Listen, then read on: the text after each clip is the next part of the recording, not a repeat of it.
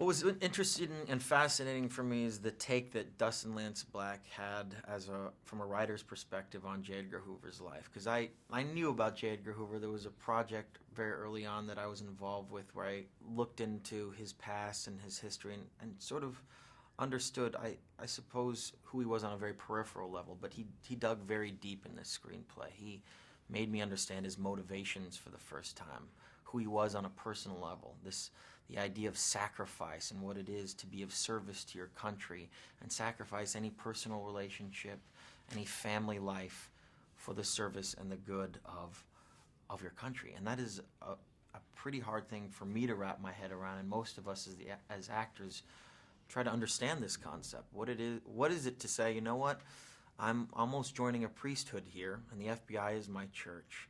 And what is important for the FBI is important to me, and if that means not having any personal life, that means not having any personal life.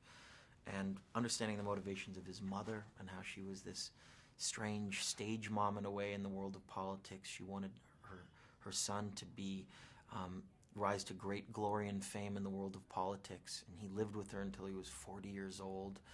I mean, this is a very bizarre figure in American history, but a man that held a position of power for 8 different presidents for over 50 years. His power was unchecked, and his belief system from the 1920s carried on all the way to the 1960s.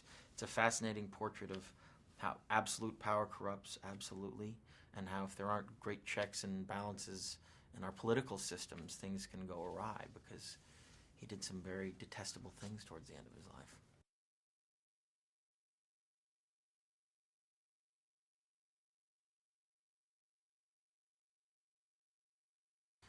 Well, we did the younger sort of Hoover years for the first month and a half, and then we had a couple weeks towards the end where I got to make the transition into the older J. Edgar, which was very beneficial for me, having sort of lived his life out as a young man, and then we went through this, sort of rigorous makeup process for 5-6 hours a day to transform and to also have the weight, not only on a physical level of J. Edgar Hoover, but the weight of that many years of experience. So, to do a scene where I'm speaking to a young Robert F. Kennedy and calling him a young man and, a little whippersnapper, and you're still wet behind the ears, it was very beneficial for me to be able to play out the early years.